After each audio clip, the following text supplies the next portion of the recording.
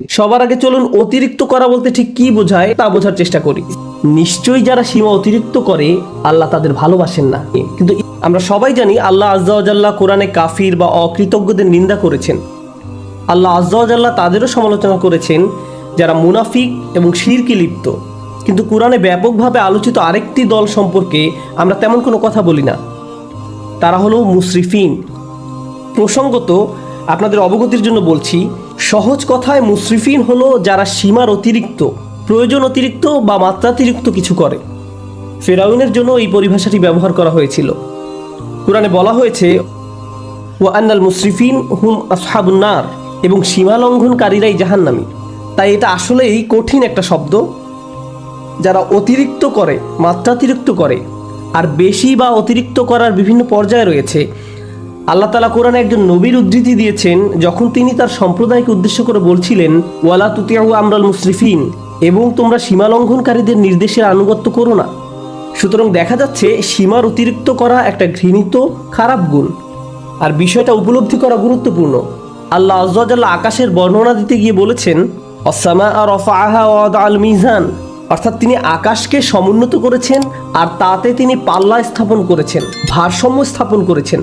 মানে হলো পৃথিবী, চন্দ্র, সূর্য সব কিছু তার নির্দিষ্ট জায়গায় ভারসাম্যপূর্ণ উপায়ে স্থাপন করা হয়েছে। দিন রাতের সাথে ব্যালেন্স রক্ষা করে চলে। মহাকাশে যা কিছু আছে কুল্লুন ফি ফালাকি ইয়াসবাহুন, সবাই আপন আপন কক্ষপথে বিচরণ করে। এভাবেই আল্লাহ বিষয়সমূহ পছন্দ করেন। বিভিন্ন জিনিস একে অন্যের সাথে সঙ্গতি এবং ভারসাম্য বজায় রেখে চলুক। সূরা আর রহমানে আল্লাহ এই ব্যাপারটি বর্ণনা করার পর আরও যোগ করেন আল্লাহ তাতাগাউ ফিল মিজান, যাতে তোমরা ভারসাম্য লঙ্ঘন না করো, যাতে তোমরা ভারসাম্য রক্ষা করে চলো এবং কোনো কিছু সীমার অতিরিক্ত বা মাত্রাতিরিক্ত না করো। মহাকাশের সব কিছু ঠিক যেমন একটা ভারসাম্য এবং সমন্বয় বজায় রেখে চলছে, আমাদেরও সব কিছুতে ভারসাম্য বজায় রেখে চলা উচিত। আমাদের ব্যবসা বাণিজ্য, আমাদের চলাফেরা, চিন্তা পদ্ধতি সব কিছুতে ভারসাম্য রক্ষা করে চলা উচিত। সবার আগে চলুন অতিরিক্ত করা বলতে ঠিক কি বোঝায় তা বোঝার চেষ্টা করি। ইসরাফ শব্দের সাধারণ অর্থ হলো প্রয়োজনের অতিরিক্ত করা, মাত্রাতিরিক্ত করা। একটা উদাহরণ দিচ্ছি, রমজানের সময় ইফতার শুরু করার পূর্বে অনেকেই নিজের প্লেটে যত পারেন খাবার নিতে থাকেন। তখন মনে মনে ভাবেন এগুলো শেষ করা কোনো ব্যাপারই না, কিন্তু প্লেটের 25% খাবার শেষ করতেই আপনার পেট ভরে যায়। তাহলে দেখা যাচ্ছে আপনি যতটুকু খেতে পারবেন তার চেয়ে অনেক বেশি নিজের প্লেটে নিয়েছেন, কারণ আপনি ইসরাফে ভুগছেন। যা দরকার তার চাইতেও অনেক বেশি নিচ্ছেন, কারণ আপনার ক্ষুধার অনুভূতির ক্ষতিপূরণ করছেন। খাবারের ইসরাফ যেহেতু অনেক কমন, তাই আরেকটা উদাহরণ দিচ্ছি। যেমন ধরুন, মানুষ বিয়ে বা অন্য কোনো খাওয়ার দাওয়াতে যায়, আর সেখানে হয়তো সারিবদ্ধভাবে সবাইকে খাবার সংগ্রহ করতে হয়, সবাইকে নিজ নিজ প্লেটে খাবার নিতে হয়। তো আপনার হয়তো মুরগির গোশত অনেক পছন্দের, তাই মুরগির গোশতের সামনে গিয়ে যত পারেন নিজের প্লেটে পুরতে থাকেন, কারণ পেছনে লম্বা লাইনের দিকে তাকিয়ে আশঙ্কা করেন যে পরের বার আসলে হয়তো আর পাবেন না। তাই এত বেশি পরিমাণে নিজের প্লেটে নেন, মনে হয় যেন এটা দিয়ে একটা রেস্টুরেন্ট খুলতে পারবেন। আপনি এমনটা করেন কারণ আপনি তখন ইসরাফে ভুগছেন। আপনি সবটা খেতে পারবেন না, তবুও অনেক বেশি আপনার প্লেটে নিয়েছেন। ইসরাফ শুধু প্লেটে অতিরিক্ত খাবার নেয়ার নামই নয়, বরং বেশি খাওয়াটাও ইসরাফ। আপনার পেট ইতিমধ্যেই ভরে গেছে, আপনি তবুও খাচ্ছেন। আপনি সারাক্ষণ কিছু না কিছু চাবাচ্ছেন, শুধু ভোগের উপরে আছেন। খাবারের ক্ষেত্রে আপনার যেটা খাওয়া উচিত নয় সেটা অনেক বেশি পরিমাণে ভক্ষণ করাটাও ইসরাফ। হ্যাঁ, শরীর ঠিকভাবে কাজ করার জন্য চিনি দরকার, শর্করা দরকার, কিন্তু সব কিছু একটা সহনীয় মাত্রায় থাকতে হবে। এখন আপনি যদি সারাক্ষণ চকলেট বা মিষ্টি জাতীয় খাবার খেতে থাকেন, ঠিক প্রকৃতিতে যেমন ভারসাম্য রয়েছে, ঠিক তেমনি আপনি যদি খাবারের ভারসাম্য বিনষ্ট করেন, একটার চেয়ে অন্যটা বেশি পরিমাণে খান, আপনার শরীরে এর বিরূপ প্রতিক্রিয়া দেখা দিবে। এই প্রতিক্রিয়া হয়তো এখন দেখা যাচ্ছে না, কিন্তু 1 দশক পরে হার্টের সমস্যা, ডায়াবেটিসের জন্য ডাক্তারের শরণাপন্ন হতে হচ্ছে, কারণ আপনি ইসরাফে ভুগছিলেন। তাহলে দেখা যাচ্ছে ইসরাফ একজন মানুষের জীবনে বহু খারাপ পরিণতি নিয়ে আসে। আমি খাবারের উদাহরণ দিয়ে শুরু করেছি, কিন্তু ইসরাফ খরচ করার ক্ষেত্রেও হতে পারে। আপনি মার্কেটে গিয়েছেন একটা ব্যাগ কিনতে, কিন্তু নিয়ে এসেছেন 3টি ব্যাগ, কারণ 3টা ব্যাগের কালারই খুব সুন্দর। অথবা দোকানে গিয়েছেন শুধু ডিম কেনার জন্য, কিন্তু বাজার শেষে দেখেন $200 খরচ করে ফেলেছেন, কারণ যা সামনে পড়েছে সব ঝুড়িতে পড়েছেন। এটাও ইসরাফ। আপনার দরকার ছিল না, কিন্তু ভেবেছেন এখন দরকার নেই, পরে হয়তো লাগবে। ওইটা দরকার হতে পারে, এটা দরকার হতে পারে। এভাবে নিজেকে বুঝিয়েছেন আপনার এগুলো দরকার। এই কারণে কিছু মানুষ জিনিসপত্র অতিরিক্ত জমানোর সমস্যায় ভোগেন। তাদের এত জামা কাপড় যে ওয়ারড্রোবে জায়গা হয় না। তাদের আলমারি 1987 সাল থেকে জমানো কাপড়ে পূর্ণ হয়ে আছে। মানুষ এভাবে অপ্রয়োজনীয় জিনিসপত্র সংগ্রহ করে রাখে, যেটা আসলে সে ব্যবহার করে না, কাজে লাগায় না। এটাও এক ধরনের ইসরাফ। আপনি বাসায় গেলে নিজেই বলতে পারবেন জিনিসপত্র জমিয়ে রাখার সমস্যায় ভুগছেন কিনা। যদি দেখেন এখানে সেখানে ছোটখাটো জিনিসপত্র পড়ে আছে, বুঝতে পারছেন না কোথায় রাখবেন, জানেনও না এটা আসলে কোন কাজে লাগে, মনে মনে ভাবেন এটা আসলে কি কাজে লাগে, এরকম যদি অনেক থাকে, সম্ভবত আপনি ইসরাফে ভুগছেন। তো জমিয়ে রাখা আর অতিরিক্ত চাওয়া একজন মানুষের জীবনের সত্যিকারের সমস্যা হিসেবে দেখা দিতে পারে। খাওয়া এবং জমিয়ে রাখার অভ্যাস ছাড়াও ইসরাফ হতে পারে বিনোদনের ক্ষেত্রে। সবারই মাঝে মাঝে একটু রিল্যাক্স দরকার পড়ে। সোশ্যাল মিডিয়ায় কিছু একটা দেখা, কোথাও ঘুরতে যাওয়া বা কিছুক্ষণ খেলাধুলা করার মাধ্যমে একটু বিরতি নিতে পারেন, এটা সমস্যা না। কিন্তু কিছু কিছু মানুষের জন্য তার গোটা জীবনটাই যেন একটা বিরতি। ঘুম থেকে উঠেই বিনোদন করা শুরু করে, ঘুমোতে যাওয়ার সময়ও বিনোদন করে, একটার পর একটা জিনিস ক্লিক করতে থাকে, এভাবে ঘন্টার পর ঘন্টা পার হয়ে যায়। এটাও এক ধরনের ইসরাফ। কারোর সাথে বসবাস করা ঠিক আছে, কিন্তু হোয়াটসঅ্যাপে যদি আপনার বসবাস হয়ে থাকে তাহলে সেটা তো সমস্যা। সুতরাং সবকিছুর একটা ভারসাম্য যেমন আছে, ঠিক তেমনি অতিরিক্ত করে ফেলার ঝুঁকিও আছে। আর কোনো কিছুতে অতিরিক্ত ডুবে থাকা আসলেই সমস্যাজনক। আল্লাহ আযজা ওয়া জাল্লা এক জায়গায় সবচেয়ে কম ধমকের সুরে বলছেন, ইন্নাল্লাহা লা ইউহিব্বুল মুসরিফিন, নিশ্চয়ই যারা সীমা অতিরিক্ত করে আল্লাহ তাদের ভালোবাসেন না। কিন্তু ইসরাফ বিষয়ক যে আয়াতটি আমি আপনাদের সাথে শেয়ার করতে চাই, সূরা ইউনূসের আয়াত, আমি খুতবার শুরুতে আয়াতটি তেলাওয়াত করেছিলাম। বক্তব্য চলাকালে অন্যান্য ইসরাফ সম্পর্কেও আলোকপাত করব ইনশাআল্লাহ। এখানে যে ব্যাপারটি তিনি তুলে ধরেছেন তা কোরআনের আরও কিছু জায়গাতেও আলোচনা করা হয়েছে। তিনি বলছেন, মানুষ যখন কঠিন কোনো পরিস্থিতিতে পড়ে যায়, সেটা অর্থনৈতিক কোনো সমস্যা হতে পারে, স্বাস্থ্যগত কোনো সমস্যা হতে পারে, পারিবারিক কোনো সমস্যা হতে পারে, ধর্মীয় সংকট হতে পারে, যে কোনো ধরনের সংকটই হোক না কেন, যা মানুষের উপর পতিত হয়, দাআনা লিজানবিহি আও কাঈদান আও কাঈমান, তখন সে আল্লাহকে ডাকতে থাকে, ইয়া আল্লাহ, আমাকে এই পরিস্থিতি থেকে বাঁচিয়ে দিন, একমাত্র আপনিই আমাকে এখন বাঁচাতে পারেন, আমি সব উপায়ে চেষ্টা করেছি, আমাকে সাহায্য করার কেউ নেই একমাত্র আপনি ছাড়া। যে ব্যক্তি দাঁড়িয়ে বসে শয়নে আল্লাহকে ডাকতে থাকে, ইয়া আল্লাহ, আমার এই সমস্যাটা দূর করে দিন, আমাকে সাহায্য করুন, তখন সে বেপরোয়া হয়ে আল্লাহকে ডাকতে থাকে। ফালাম্মা কাশাফনা আনহু দুররাহ, তারপর যখন আমি তার সেই কষ্ট দূর করে দেই, মাররান কাআল্লাম ইয়াদউনা, তখন সে এমনভাবে চলতে থাকে মনে হয় যেন তাকে কোনো দুঃখ কষ্ট স্পর্শ করার কারণে সে আমাকে ডাকেইনি। তাহলে দেখা যাচ্ছে যখন আপনি কোনো সমস্যায় পতিত হন তখন বেপরোয়া হয়ে আল্লাহকে ডাকতে থাকেন, কিন্তু আল্লাহ তাআলা যখন সমস্যাটি সমাধান করে দেন তখন পূর্বাবস্থায় ফিরে যান। তখন আমরা এমন আচরণ করি মনে হয় যেন আমরা আল্লাহর নিকট কোনো প্রার্থনা করিনি, আমাদের চোখ থেকে অশ্রু নির্গত হয়নি, কিন্তু আমরা ঠিকই তখন কেঁদেছিলাম। আর এখন আমাদের কষ্ট দূর করে দেওয়ার পর আমরা আল্লাহকে ভুলে গিয়েছি, নিজের মতো করে জীবনে চলা শুরু করেছি। আপনাদের মনে প্রশ্ন আসতে পারে যে এর সাথে তাহলে ইসরাফের সম্পর্ক কি? মনে হচ্ছে এর সাথে ইসরাফের কোনো সম্পর্ক নেই, কিন্তু আল্লাহ যেভাবে এই আয়াতের সমাপ্তি টেনেছেন তার সাথে এর সম্পর্ক রয়েছে। কাযালিকা যুয়্যিনা লিল মুসরিফিনা মা কানু ইয়ামালুন, এভাবেই যারা সীমার অতিরিক্ত করে তাদের জন্য তাদের কাজকর্মগুলোকে চাকচিক্যময় বানিয়ে দেওয়া হয়েছে। এই আয়াতটি আমাদের জীবনের খুবই গোপন একটা বিষয় সম্পর্কে জানান দিচ্ছে। আপনি যদি অমিতব্যয়িতার জিন্দেগি যাপন করেন, সেটা টাকার ক্ষেত্রে হতে পারে, এমন কাজে টাকা ব্যয় করা যেখানে ব্যয় করা উচিত নয়, মাত্রাতিরিক্ত বিনোদন যা সম্পর্কে একটু আগে বলেছি, অতিরিক্ত সামাজিকতা, অর্থাৎ আপনি সব সময় কারো না কারোর সাথে আড্ডা দিয়ে থাকেন, সব সময় বাইরে ঘুরতে যান, বন্ধুদের সাথে মৌজ মাস্তি করতে থাকেন, সব সময় মানুষের সাথে কথা বলে সময় কাটান, ফলে ইবাদত করার যথেষ্ট সময় পান না। আপনি যাই করেন না কেন মাত্রাতিরিক্ত করেন। আপনার জীবনযাপন পদ্ধতি যদি এরকম হয়ে থাকে তাহলে সব সময় বিভিন্ন রকমের সমস্যায় পতিত হবেন, আপনার উপর বিভিন্ন কষ্ট আপতিত হবে। আপনারা যেহেতু পুরুষ, তাই পুরুষদের নিয়ে একটা উদাহরণ দেই। একজন পুরুষ হিসেবে আপনার উপর বিভিন্ন রকমের দায় দায়িত্ব আছে।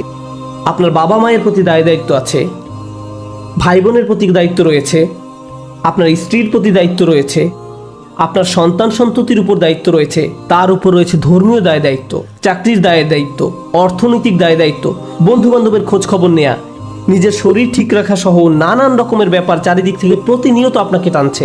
এখন কেউ যদি সিদ্ধান্ত নেয় যে সে সব কিছু ভুলে শুধু তার স্বাস্থ্যের উন্নতি নিয়ে পড়ে থাকবে, পাল্লাটা এখন একদিকে নামিয়ে দিয়েছে। সে হয়তো ভালো স্বাস্থ্য অর্জন করবে ঠিকই, কিন্তু জীবনের অন্যান্য ব্যাপারগুলো তার জন্য নানান রকম সমস্যা বয়ে নিয়ে আসবে। অথবা কেউ বলল আমি শুধু আমার সন্তানদের যত্ন নিব, বাবা মায়ের কথা ভুলে যাব, তাদের কথা ভুলে যান, তাহলেও আপনার জীবনে বহু সমস্যা দেখা দিবে। তাই আমরা যদি একটা ব্যাপারের কুরবানি দিয়ে অন্য ব্যাপারগুলো নিয়ে পড়ে থাকি, সব সময় কিছু না কিছু থাকবে যা আপনার মনোযোগের দাবি জানাবে, যার ভারসাম্য রক্ষা করা প্রয়োজন। প্রতিবার যখন আমরা একটা কিছু অতিরিক্ত পরিমাণে করি, এর মাধ্যমে আমরা আসলে অন্য আরেকটা ব্যাপারকে অগ্রাহ্য করি, বঞ্চিত করি, কিছু একটার অধিকার আমরা অস্বীকার করি। ফলশ্রুতিতে আমাদের জীবন পথে নানান রকম সমস্যা এসে জড়ো হয়। তারপর আমরা আমাদের সমস্যা দূর করে দেওয়ার জন্য আল্লাহর কাছে দোয়া করি। আমরা যখন কোনো কষ্টকর সময় পতিত হই, তখন একটি বিষয় আমরা পরীক্ষা করে দেখতে পারি, কোথায় আমি অতিরিক্ত কিছু করেছি, কোন কাজে আমি বেশি আচ্ছন্ন হয়ে পড়েছিলাম, কোন ব্যাপারটা আমি উপেক্ষা করেছি, আর কোন ব্যাপারটায় আমি অতিরিক্ত মনোযোগ দিয়েছি। আমি কি কোনো কিছুতে বেশি করে ফেলেছি? এজন্যই কি আমি সমস্যায় পড়েছি? যে ভারসাম্য থাকার কথা ছিল সেটা হারিয়ে ফেলার কারণেই কি এমনটা হয়েছে? অতএব এটা আসলে আমাদের ধর্মের অন্যতম একটা মূলনীতি, খুবই শক্তিশালী একটা মূলনীতি। আরেকটা উদাহরণ দিচ্ছি, নিজে নিজে চিন্তা করে দেখুন। আবেগের ক্ষেত্রে অতিরিক্তের সম্ভাবনা রয়েছে। যেমন রাগ হওয়া সাধারণ ব্যাপার, কেউ আপনাকে খারাপ কিছু বললে আপনার রাগ হবে, এটা স্বাভাবিক একটা প্রতিক্রিয়া। এক্ষেত্রে অতিরিক্ত হবে যদি আপনি দিন রাত 24 ঘন্টা মনের মাঝে সেই ক্রোধ পুষে রাখেন, সারাক্ষণ এটা নিয়ে ক্রোধান্বিত থাকেন। একটি পীড়াদায়ক কথা আপনাকে বলা হয়েছিল, আর আপনি কিনা সেই একটি কথা নিয়ে পড়ে রয়েছেন। আপনার চিন্তাভাবনার সব কিছুতেই এটাকে প্রভাব বিস্তার করতে দিয়েছেন। এর ফলে সব কিছুতে আপনার দৃষ্টিভঙ্গি পরিবর্তিত হয়ে গিয়েছে। কোনো কিছুই আপনাকে আর সুখী করে না, ভালো লাগে না। যেসব ব্যাপার আপনাকে কখনোই রাগান্বিত করতো না, সে ব্যাপারগুলো নিয়েও আপনি রেগে যান, সব কিছুতেই আপনি বিরক্তি প্রকাশ করেন। এমনটি যখন ঘটে, তখন আপনার আশেপাশের প্রিয়জনরা এর ফলে কষ্ট পায়। সুতরাং ধারাবাহিক একটা প্রতিক্রিয়া শুরু হয় এবং আপনি নিজেই একটা কষ্টে পতিত হন। কারণ একটা অনুভূতির ক্ষেত্রে আপনি ইসরাফ করেছেন, অনেক দূরে চলে গিয়েছেন। অন্য অনুভূতির ক্ষেত্রেও একই ব্যাপার ঘটেছে। যেমন মজা করা, কৌতুক করা বা মজা করা স্বাভাবিক আচরণ, কিন্তু আপনি যদি সারাক্ষণ হাসি ঠাট্টা করতে থাকেন, শেষে হয়তো কাউকে মনে কষ্ট দিয়ে বসবেন, কোনো কিছুতেই সিরিয়াস হতে পারবেন না। গুরুত্বপূর্ণ কিছু বলা হলো আর আপনি কিনা এটা নিয়ে মশকরা করতে থাকবেন। এর ফলে আপনি অন্য মানুষদের অনুভূতি উপলব্ধি করতে পারছেন না, তাদের প্রয়োজনটা আপনি বুঝতে পারছেন না। তাহলে ইসরাফ একজন মানুষের জীবনে বহু সমস্যা তৈরি করে। ইসরাফ নিয়ে আমার প্রিয় একটা দোয়া, যেটা সূরা আল ইমরানে এসেছে। আমি বহু কারণে এই দোয়াটি পছন্দ করি। তার একটি কারণ হলো, আল্লাহ আযজা ওয়া জাল্লা এমন কিছু মানুষের প্রশংসা করেছেন যারা রাসূলুল্লাহ সাল্লাল্লাহু আলাইহি সাল্লামের আগমনের বহু শতাব্দী পূর্বে তাদের নিজেদের নবীর সাথে নিয়ে আল্লাহ রাস্তায় যুদ্ধ করত। সেই মানুষদের নিজেদের নবী ছিল এবং তাদেরকে আল্লাহ রাস্তায় জীবন বিলাতে আহ্বান জানানো হতো। যুদ্ধে যাওয়ার পূর্বে তারা এই দোয়াটি করত, وما كان قولهم إلا أن قالوا রব্বানা ইগফির লানা যুনুবানা ওয়া ইসরাফানা ফি আমরিনা ওয়া সাব্বিত আকদামানা ওয়ানসুরনা আলাল কওমিল কাফিরিন। চারটা বিষয় চেয়ে তারা আল্লাহর নিকট দোয়া করত হাজার হাজার বছর পূর্বে। আল্লাহ দেখলেন এই দোয়াটি এতটাই কালোত্তীর্ণ এবং মূল্যবান যে তিনি দোয়াটিকে কোরআনের অংশ করে দিলেন। প্রথমত আল্লাহ রাস্তায় যুদ্ধ করা এই মানুষগুলো বলতো, হে আল্লাহ, আমাদের পাপগুলো ক্ষমা করে দিন। রব্বানা ইগফির লানা যুনুবানা, রব্বানা ইগফির লানা যুনুবানা, আমাদের ভুলগুলো, আমাদের লজ্জাজনক কাজগুলো ঢেকে দিন।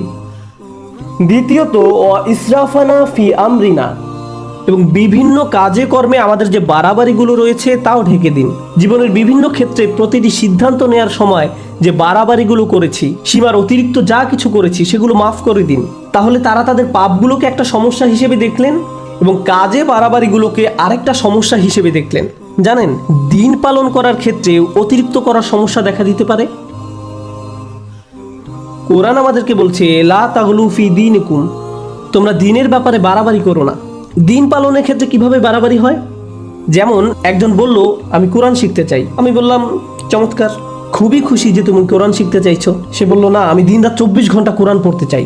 আমি বললাম, একটু থামো, তোমার ফ্যামিলি আছে, তাদের প্রতি তোমার দায়িত্ব কর্তব্য রয়েছে, তোমার চাকরি আছে, তোমাকে তোমার ছেলে মেয়েদের দেখাশোনা করতে হবে, তোমার স্বামী বা স্ত্রীর জন্য সময় ব্যয় করতে হবে। না না, আমি শুধু আল্লাহর কালাম শিখতে চাই, আল্লাহর কালাম আমার জন্য যথেষ্ট, আল্লাহ তাদের দেখাশোনা করবে। আমি বললাম, যে বইটা তুমি সারাদিন পড়ছো সেটাই তোমাকে এই দায়িত্বগুলো পালন করার কথা বলছে।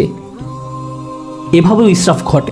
একবার একদল বোনের সাথে আমার সাক্ষাৎ হয় যারা কোরআন অধ্যয়নে প্রচুর সময় ব্যয় করতেন। তারা দিনে হয়তো 16-17 ঘন্টা সময় ব্যয় করতেন কোরআন অধ্যয়নে। সে সময় দারুণ একটা ব্যাপার ঘটে। আমি তাদের উদ্দেশ্যে বক্তব্য দেওয়ার পূর্বে তাদের গ্রুপের একজনের মেয়ে এসে আমার সাথে দেখা করে। সে বলে, আপনি এখন এই গ্রুপের উদ্দেশ্যে বক্তব্য দিবেন? আমার আম্মু এই দলের সদস্য, আপনি কি একটু তাদের থামতে বলবেন? আমি বললাম, কি? সে বলল, কারণ আমি আমার আম্মুকে খুব মিস করি, তার সাথে আমার খুবই কম দেখা হয়। তিনি সব সময় পড়ালেখা করেন, বাসায় থাকলেও তার কানে হেডফোন থাকে এবং বলেন, আমাকে ডিস্টার্ব করো না। তিনি কোরআনের শব্দ পড়ায়, ব্যাখ্যা পড়ায় সব সময় ব্যস্ত থাকেন। আমি আশা করছি আপনি এই ব্যাপারে তাকে কিছু বলবেন। জানেন সবচেয়ে ভয়ঙ্কর ব্যাপার কি ছিল? সে আরও বলেছিল, আমার মায়ের কারণে আমার এখন আর কোরআন পড়ার কোনো আগ্রহ নেই। তারপর আমি যখন তাদের সামনে কথা বলতে গেলাম, আমি এই মেয়েটি সম্পর্কে কিছুই বললাম না। আমি বললাম, চলুন আজকে সবাই মিলে কিছু আয়াত অধ্যয়ন করি। তারপর আমরা কয়েকটি আয়াত পড়লাম। তার মাঝে কয়েকটি আয়াত ছিল, ওয়া ইলাস সামাই কাইফা রুফিআত ওয়া ইলাল জিবালি কাইফা নুসিবাত, এবং আকাশের দিকে কি লক্ষ্য করে দেখো না কিভাবে সেটা উঁচু করা হয়েছে, আর পাহাড়ের দিকে কি দেখো না কিভাবে তা স্থাপন করা হয়েছে। তারপর আমি জিজ্ঞেস করলাম, আপনাদের কে কে এই আয়াতগুলো অধ্যয়ন করেছেন? সবাই হাত তুলল। তারপর বললাম, আপনাদের কে কে পাহাড় পর্বত দেখেছেন? আপনাদের কে কে রাতের আকাশে তারা দেখেন? এমনটা করেছেন কখনো? তারা বলল, না না, আমাদের তো কোরআন পড়তে হবে। কিন্তু সেই কোরআনই তো আপনাদেরকে এসব করতে বলছে। কিন্তু কোরআনেই আফালাম ইয়াসিরু ফিল আরদ, তারা কি জমিনে ভ্রমণ করেনি? তারা কি আল্লাহ সুন্দর সৃষ্টি দেখেনি? আপনারা এই সম্পর্কে পড়তে চান কিন্তু কাজটি করতে চান না। অথচ আল্লাহ বলছেন বাহিরের পৃথিবী দেখার জন্য। অন্য কথা, এমনকি ধর্মীয় কাজে অতিরিক্ত করার সম্ভাবনা থাকে। এটা পরিহাসের ব্যাপার যে মানুষ কোরআন পড়ছে আবার একই সময় কোরআনের নির্দেশনাকে উপেক্ষা করছে। এমনটাও ঘটতে পারে। ইসরাফ আমাদের আবেগের বেলায় ঘটতে পারে। আমি সক্রিয় আবেগ, রাগের ব্যাপারে আগে কথা বলেছিলাম। ইসরাফ কিন্তু নিষ্ক্রিয় আবেগ, যেমন চুপ থাকার ক্ষেত্রেও ঘটতে পারে। যেমন ধরুন, কেউ হয়তো আপনার প্রতি বা আপনার পরিবারের কারোর প্রতি অন্যায় করেছে, তখন আপনি ভাবলেন আমার ধৈর্য ধারণ করা উচিত, চুপ থাকা উচিত। এখন আপনার এই চুপ থাকার কারণে অন্যায়কারী একটার পর একটা অন্যায় করেই যাচ্ছে। আপনি ভাবছেন আমার ধৈর্যের পরীক্ষা হচ্ছে, আমাকে আরো বেশি চুপ থাকতে হবে। আপনার এই চুপ থাকার কারণে অন্যায় করার পরিমাণ এখন আরো 10 গুণ বৃদ্ধি পেয়েছে। আপনি এখানে ইসরাফ করেছেন। আপনার চিৎকার চেঁচামেচি করার দরকার নেই, আবার ব্যাপারটা নিয়ে অজ্ঞ থাকারও কথা নয়। আপনার তো অন্তত পক্ষে সত্যটা মুখ দিয়ে বলার দরকার ছিল, কালোকে কালো বলার দরকার ছিল, যা সত্যি তা বলা উচিত ছিল। ওয়াতাওয়াসাউ বিল হক বলতে তো এটাই বোঝায় তারা একে অন্যকে সত্যের উপদেশ দেয়। বিষয়টা যেমন তাকে তেমনই বলা উচিত ছিল। যদি অন্যায় হয়ে থাকে, অন্যায় বলতে হবে, সরি মা, এটা ঠিক নয়, সরি বাবা, এটা ভুল, সরি আমার স্বামী বা স্ত্রী, তুমি ঠিক কাজ করনি। অন্যায় করলে বলতে হবে। আপনি যদি এই কাজটি না করেন, তাহলে আপনি নিজের বিরুদ্ধে ইসরাফ করলেন বা অন্য কারো বিরুদ্ধে করলেন। তাহলে দেখা যাচ্ছে স্থান, কাল, পাত্র ভেদে ইসরাফ বিভিন্নভাবে প্রকাশ পেতে পারে। আমি আপনাদের সকল ক্ষেত্রের উদাহরণ দিতে পারবো না। আপনাকে আপনার নিজের জীবনের দিকে সতর্ক দৃষ্টি ফেলতে হবে। কোথায় আমি অনেক বেশি করছি আর কোথায় আমি যথেষ্ট পরিমাণ করছি না, কোন জায়গা থেকে আমি ফোকাস কমিয়ে ফেলেছি। এমনকি ভালোবাসার ক্ষেত্রেও ইসরাফ ঘটতে পারে। আপনি কাউকে নিয়ে অতিরিক্ত মাত্রায় আচ্ছন্ন হয়ে পড়েন, অতিরিক্ত পরিমাণ ডুবে থাকেন। মা তার সন্তানের প্রতি মাত্রাতিরিক্ত আসক্ত হয়ে পড়ে। সব সময় সে তার ছেলের চিন্তায় মশগুল থাকে।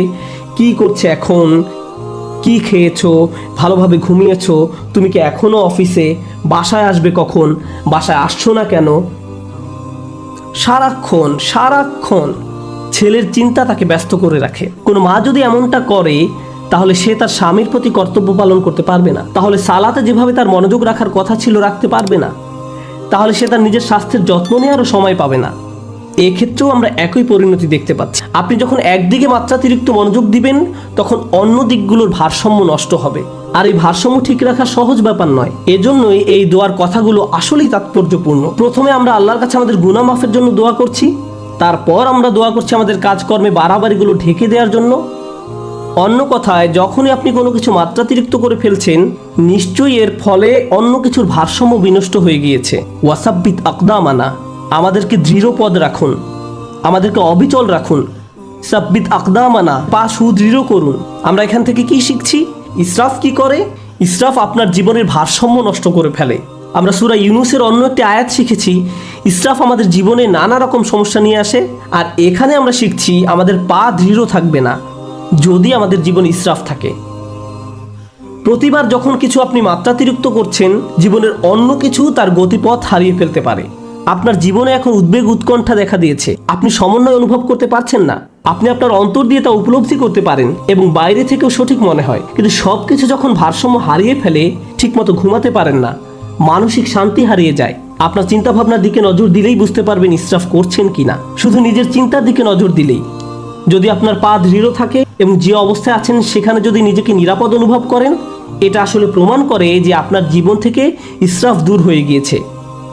রব্বানা গফির লানা যুনুবানা ওয়া ইসরাফানা ফি আমরিনা ওয়া সাব্বিত আকদামানা। সবশেষ যেহেতু আপনি আপনার জায়গায় অবিচল আছেন, এজন্য অনসুরনা আলাল কওমিল কাফিরিন, আমাদেরকে কাফেরদের মোকাবেলায় সাহায্য করুন। আল্লাহ মানুষদের প্রার্থনার কথাগুলো বর্ণনা করেছেন। যুদ্ধে যাওয়ার পূর্বে আমাদেরকে শক্তিশালী করে তুলুন। এখানে কিভাবে আপনি শক্তিশালী হয়ে উঠবেন? সবার আগে আল্লাহ আপনাকে ক্ষমা করে দিবেন, তারপর আপনাকে অতিরিক্তের ক্ষতি থেকে বাঁচিয়ে দিবেন। ফলশ্রুতিতে আপনি শক্তিশালী হয়ে উঠবেন, আর তাই এখন আপনি শত্রু মোকাবেলা করার জন্য প্রস্তুত। অনসুরনা আলাল কওমিল কাফিরিন। এভাবে গভীর দৃষ্টিকোণ থেকে চিন্তা করলে আমরা বুঝতে পারবো কিভাবে আমাদের জীবনে ব্যালেন্স রক্ষা করব, কিভাবে আমাদের জীবনে ভারসাম্য ফিরিয়ে আনবো। আল্লাহ আযজা ওয়া জাল্লা ইসরাফ সম্পর্কে জিজ্ঞাসা করবেন। আপনাদের কেউ কেউ নিজের ছেলে মেয়েদের ভালোবাসার ক্ষেত্রেও ইসরাফ করেন। আপনি একজনের চেয়ে অন্যজনের প্রতি বেশি ভালোবাসা দেখান। এমনকি আপনি যদি খারাপ ব্যবহার নাও করেন, একজন কাছে আসলে তাকে আদর করে জড়িয়ে ধরেন, চুমু খান, আর অন্যজন কাছে আসলে তাকে দূর থেকে আসসালামু আলাইকুম, তাকে কাছে টেনে নেন না। আপনি তার সাথে খারাপ আচরণ করেননি, কিন্তু তবু এটি ইসরাফ। প্রতিক্রিয়া দেখানোর ক্ষেত্রেও ইসরাফ হতে পারে। একজন বিস্কুট খেলে আপনি তাকে ধমক দিয়ে বলেন, হেই তোমাকে না বিস্কুট খেতে নিষেধ করেছিলাম, আর অন্যজন খেলে তাকে আদর করে বলেন, ওহো তুমি কেন বিস্কুট খেয়েছো। এখানেও কিছুটা ইসরাফ হয়ে যাচ্ছে।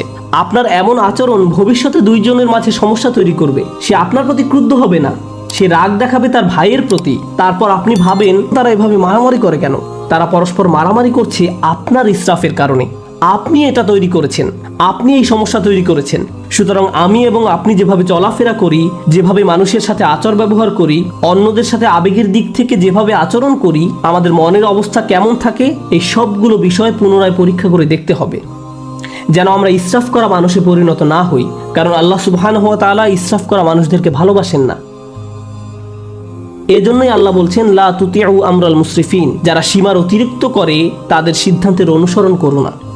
আমরা দোয়া করি আল্লাহ যেন আমাদের সব ধরনের ইসরাফ থেকে দূরে রাখেন এবং আমাদের জীবনের কোন কোন ক্ষেত্রে আমরা ইসরাফ করছি তা যেন শনাক্ত করার তৌফিক দান করেন এবং এর ফলে যেন আমরা একটি ভারসাম্যপূর্ণ জীবন যাপন করতে পারি। আল্লাহ আমাদের সবাইকে যেন দৃঢ়পদ মানুষে পরিণত করেন এবং আমাদের পাপগুলো ক্ষমা করে দেন।